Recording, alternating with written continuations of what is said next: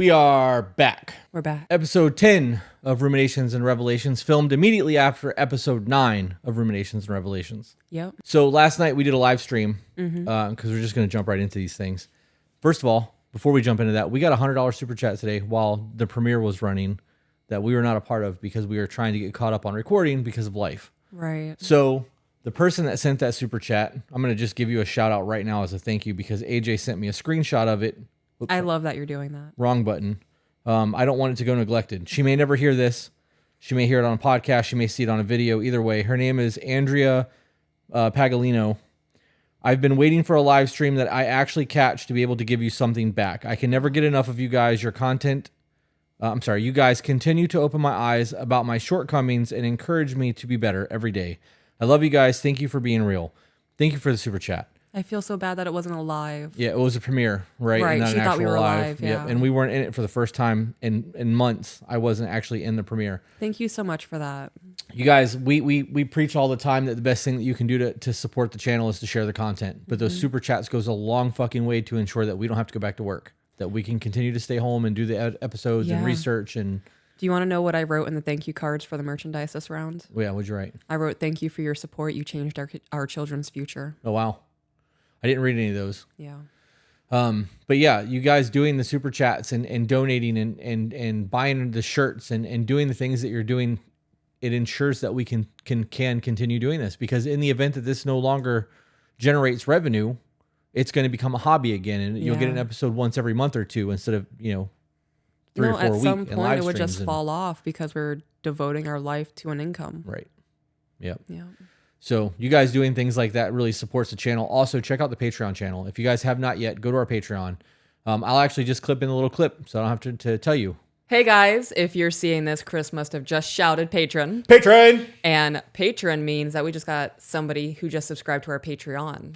Yeah, for those of you who don't know what that is, Patreon is a member-based subscription website that allows us to do early release, live streams, exclusive content, vlogs, and we have our own Discord server that is exclusive to our Patreon community. That Discord is absolutely insane. It is an ever-growing community of like-minded people who you could say practice what we preach, have implemented the things that we have suggested, and it's working. Would you go as far as to say that they're getting better? I'd go as far as saying that they're definitely getting better. So if you have questions, you need unbiased opinions, you don't feel safe going to anybody in your present life, I would highly recommend checking out the Discord. Yep. Also, for those of you who don't want to support us financially, that's totally fine. The best thing that you can do in terms of helping us grow this channel is by sharing our content. The more people that see what we do, the more likely it is to get shared, the more people that are going to support what we are doing, the longer we are going to do this. Back to your regular scheduled program. Okay, so now that we've gotten that out of the way, let's get into this episode. I forgot that we did that.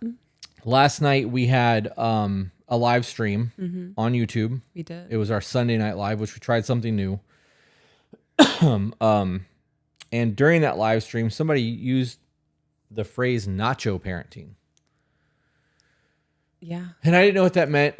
And I fucking hate blanket statements and buzzwords, and Nacho parenting is an ignorant way of saying they're your kids, you deal with them. That's the gist of it. AJ sent me a message that said Nacho parenting is a parenting style practiced by blended families where the biological parent takes responsibility for disciplining their child and their partner takes a secondary role. I have a whole lot of things I want to talk about on this. Okay. Go ahead. So what happens, say dad's at work, stepmom's home with the 15-year-old does something and he knows there's a consequence for that. Ooh, when dad gets home. Yeah. So now the child has to sit there in agony and stress and anxiety, knowing that there's going to be punishment when he gets there, because that's a very real thing. You're creating anxiety in a child that has no reason to do that. When punishments are given out, it needs to be in the moment that it happens, not in a way that the child gets to dwell on the fact that there's going to be a possible abuse later. Right. Because you go to the worst. Your brain goes to the worst, no matter what. Well, I don't know. If growing up, that my mind would go to the worst, definitely. A child growing up in a household where the father might be a pushover. Okay, yeah, dad gets home, all right. That threat wouldn't be made if that was the case. Wait till your dad gets home has no validity to it if the dad actually doesn't do shit when dad gets home. Yeah. I'm going to say it also takes away from the punishment. Right. Dad's not going to be home for another 8 hours. Right. Sit there and play your Xbox until dad gets home, and then he'll take it away from you. Right. So in that scenario, when we talked about this in episode 36, when something happens, it needs to be corrected in the moment. If you catch your kid doing something wrong, you correct it in the moment so that they know why they're being in trouble. Like, you just did this. This is what happened. Depending on the age of the child, by 8 hours, 6 hours, 5 hours, they're not going to remember why dad's angry. They're going to come home, be excited to see dad. Dad's going to fly off the fucking handle because he's been stewing on something all day long. Why are you yelling at me? Right. Or because mom has pushed the fucking buttons to get dad riled up, which is something I've experienced. Like, I've seen it. So that whole thing is a problem to begin with. The other end of that is when the child is old enough to know what's going on. If it is an abusive situation where the kid believes is an abusive situation, that kid is going to live in terror until the other parent gets home. If that is the thing, why wouldn't you want the softer parent to handle the situation in the moment? Why wouldn't the softer parent want to handle the situation in the moment, realizing there could possibly be abuse? That leads into a whole lot of other things. Now that we've said that, let's take the extremes off the board, right? Oh, smart. I don't want to talk about abuse anymore. I don't want to look at the extreme situations, because though I believe that's very prevalent in a lot of households, Yeah. I don't want to get into that. Yeah, my heart's racing a little bit right now. Okay. So I need a minute. Okay. I wasn't expecting that conversation. Like, when I said that, that's not where my mind went. Yeah. I experienced that. That was my childhood. I know, mine too. But it was wait until I fucking get home. Yep. It was just her, but... So the Nacho parenting thing. This is an argument that's going to be made about people they are my children, not his. He shouldn't punish them, or she shouldn't punish them. We should be the ones responsible for our own biological children. In a scenario where you have a mom with 2 kids and a man with no kids, and they have the Nacho parenting. I fucking hate that term. We're going to call it absent parenting. I like that better, yeah. Because in some form or another, they are absent. The other person, the biological, is absent, and the new person is not present because they're not involved in that. It's solely up to the biological. So we're going to call it absent parenting moving forward, because I'm not going to call kids nachos. That scenario, say that it's a mom with 2 kids. We're going to use that mom with 2 kids and a man with no kids. That's going to be the metaphor moving forward. Okay. Say mom has to work late. Kids have to be picked up from school. Is it the stepdad's responsibility to go pick up those kids? I would assume yes. Okay, so why would that be okay? I can take away your motherly duty by going to pick up the kids that you were unable to do, but you will not allow me to discipline them effectively in the home because they're yours and not mine. If they're yours and not mine, why the fuck am I picking your kids up from school? That's a really good point. If you and I were married, well, we are, but in the scenario of that scenario I laid out, A made-up scenario. right? That's the way I talk. So, in that scenario, if they have split incomes, and she does not have enough money to pay for her half of all the bills and the daycare, and the stepdad is paying for the daycare or helping to pay a car payment or help paying the mortgage, how is that okay? But the raising the children is not. You can take my money and I can pay for daycare where other people can discipline your kids, put them in timeout, make them stand in the corner, write sentences or whatever the case may be. Yep. But I, as your husband in a blended family, am not allowed to take care of your kids. How does that work? It doesn't. So in a blended family, because that's what that said, blended family. So assuming that they both have kids, 1 and 1, and one parent is a pushover and the other is very strict, like what we read in email 36 or episode 36, one kid is going to get away with murder and the other kid is going to get punished and have a very different upbringing. Yep. And you are going to have 2 different outcomes in the way that those children are raised. 2 different personalities. Right. And there's going to be a fuck ton of resentment from the kid who's getting in trouble all the time. Well, they're not getting in trouble like that. Why am I?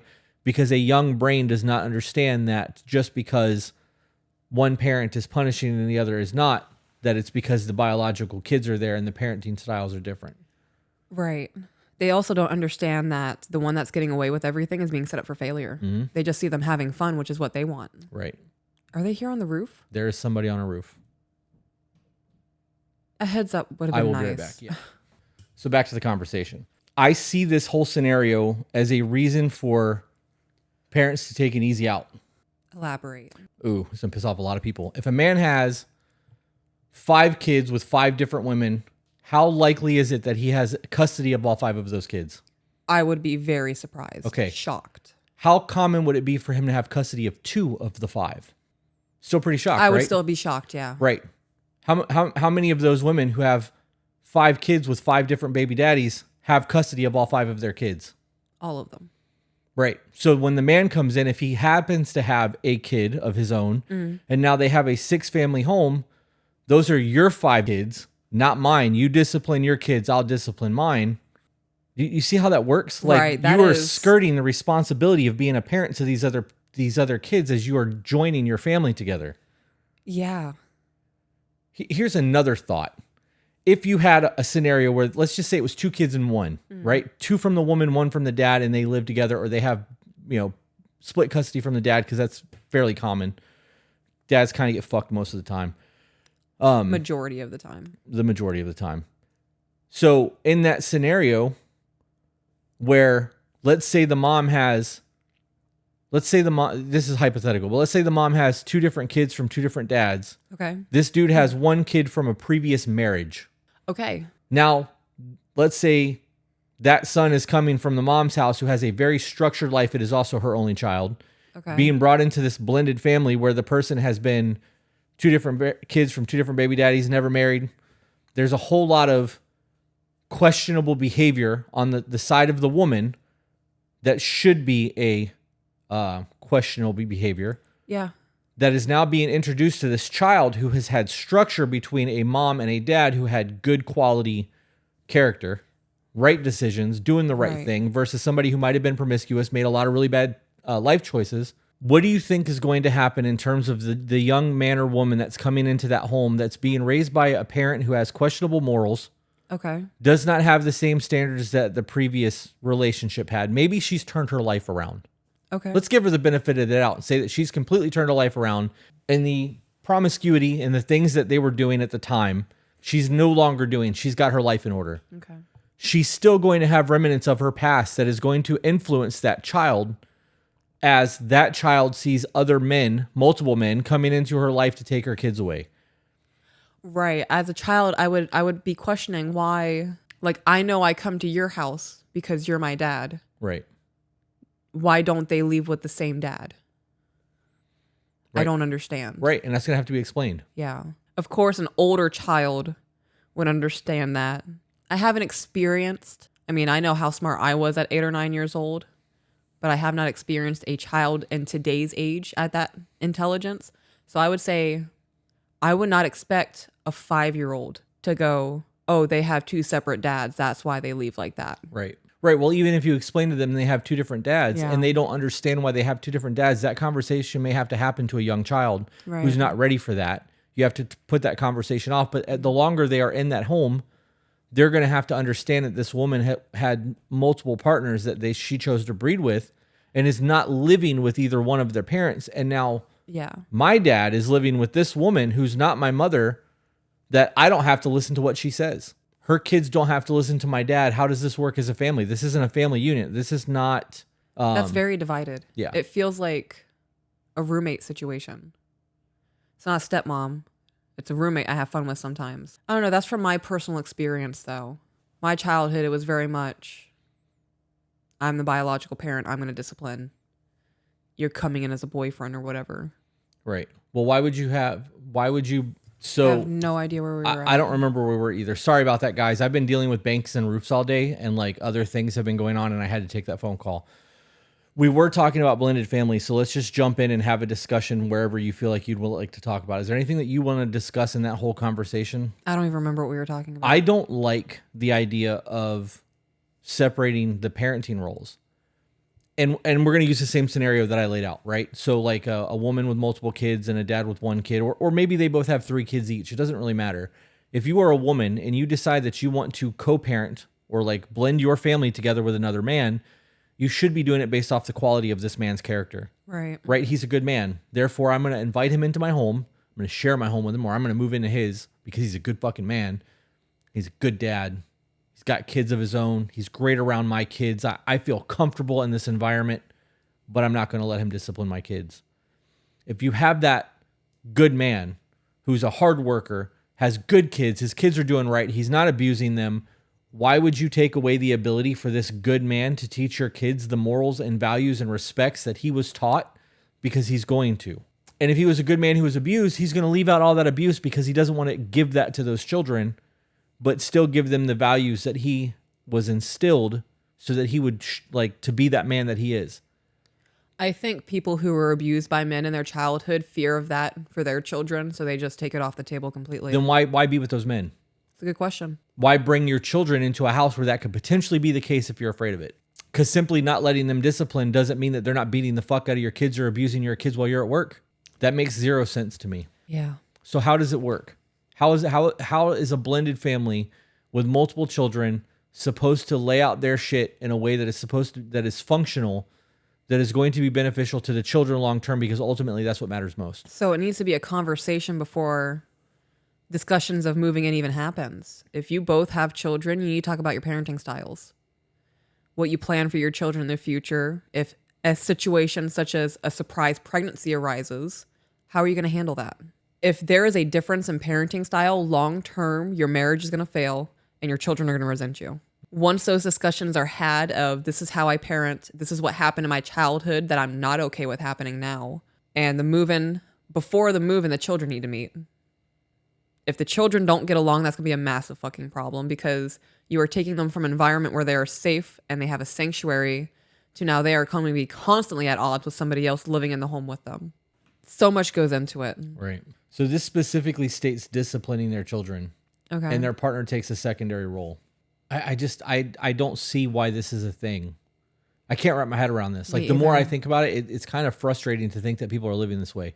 Let's say there's a woman who has a really good man that has no kids, right?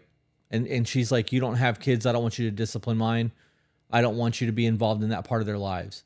But you're okay with the man taking the kid fishing and having life lessons, talk to him, and like you're trying to establish being a good person. Right. I can understand if you're a month in a relationship with somebody, your relationship shouldn't be disciplining your kids. You're a month in, you shouldn't even have that person around your kids. Right. But so then, for the sake of the argument, this is going to be moving forward only for married or live-in established relationships. Yep. I would want, like, I have full intentions when little man's a little bit older and can like understand what's going on, to take him to do shit without his sister and without you. I want to take him places and have man conversations with him and like point shit out to him. Like, hey, you see that over there? We don't do that. Like, and this is why we don't do that. I want to have those discussions with him. I want to be able to have that man to man that's going to make him a good person. But I'm also not afraid to discipline him if I need to. We've actually said in the past that you do most of the parenting and I only step in when I'm needed. Mm-hmm. And that's not because they're your kids. It's because you are gentler than I am. And I don't mean that like I'm abusive, but I'm very stern. And like, I want your kids to be raised the way that you and their dad see fit, because he's very much in the picture. It's not going to be a co-parenting thing. They're going to be living the way that we deem fit. Right. When you have a co-parenting situation, the co-parents need to be on terms, and everyone that's involved, bonus parents or otherwise, grandparents, babysitters, all need to be on the exact same page, because if you don't have that structure, those kids are going to manipulate all those other households to get what they want versus having structure from home to home to home, because those kids bounce around. I don't know, man. I don't, you're a good mom. Thank you. You're very compassionate with your children. You have a whole lot of conversations with them. And you're the type of woman that if my kids were little still, I would have no problem leaving my kids with you, because I know that you're going to be patient with them and you're not going to treat my kid different than your kid, because that's where compassion comes in. Right. If you have a man or a woman that you're in a relationship with and they're different to your kids than they are to your own, that's a fucking problem. That is a problem. It says a lot about their character. It says a lot about their belief in your family structure. Like, that's not my kid, that's hers. Fuck them.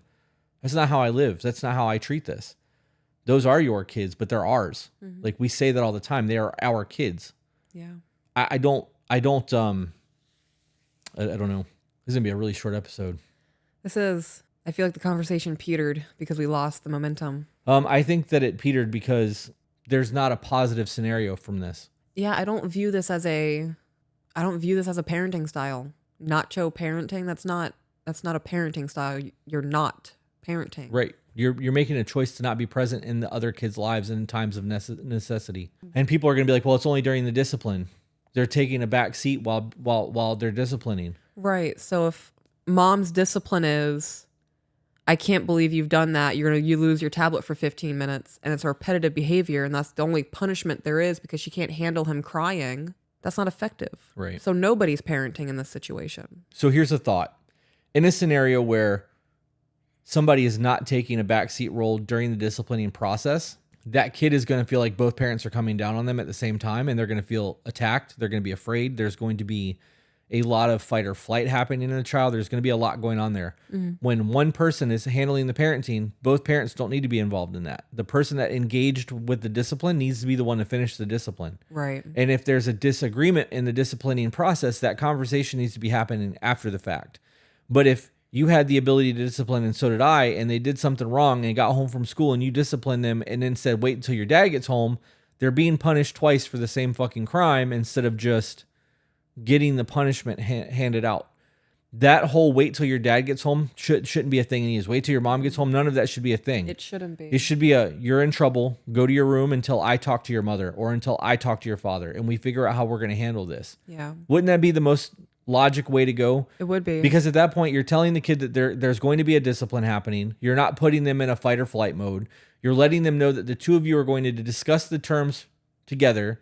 So if one of you is harder than the other one, you guys can have a discussion about how you're going to proceed with the discipline. And then you can go in there or he can go in there and, one of them can go in there and lay down the law of the land. And this is the way it's going to be, knowing that both parents are on board. The really strict, scary one is not the one implementing the punishment if that's the case. There are better ways to do things other than stepping away and going, I'm not dealing with this. That's your problem. Yeah. Because that's how I view that. I think our parenting styles mesh really well together because I just process everything you said, but I'm really hung up on the one who is more of the disciplinary figure, not doling out the punishment. Mm-hmm. We do that. I will come to you about something and be like, okay, what should we do about this? Or what do you think is an appropriate punishment? Because I'm at my wit's end, pushing on my buttons today, and I want to overreact. Right. You do discipline the children. You have the conversations. We don't do this, and this is why. Because of that, you're going to stand in the corner for 10 minutes. Right. When there is a moment of like something really big happens and I do have to handle it, right? In that moment, I think it softens you as a parent in their eyes a little bit. And it hardens me a little bit more when I dole out that punishment for something that's a little bit more serious, you know? Does that make sense? Because I am re-solidified as the authoritative person in the relationship with them. And then afterwards, if they need a little bit of comfort, they can run to you and be like, that just happened. Like, I'm sorry that happened. Well, and then you can comfort. We do that. We both do that. We do. And that is a psychological benefit to the child because when they're able to, to be clear, we're not just mean to the kids. We punish them and then we explain why and we talk to them and there's, apologies and hugs and love afterwards. It's not. Yeah. So just so that people can't be like, I can't believe they stand their kid in the corner. Because, people are fucking stupid and they're going to make stupid ass comments. But that's an issue nowadays? Everything is an issue nowadays. You're supposed to just let your kids walk all over you. So in that scenario where we do that, while you are overwhelmed and frustrated, I am able to have a conversation with them. Mm-hmm. Do you understand why you're in trouble right now? Yeah. Because I blah, blah, blah. Right.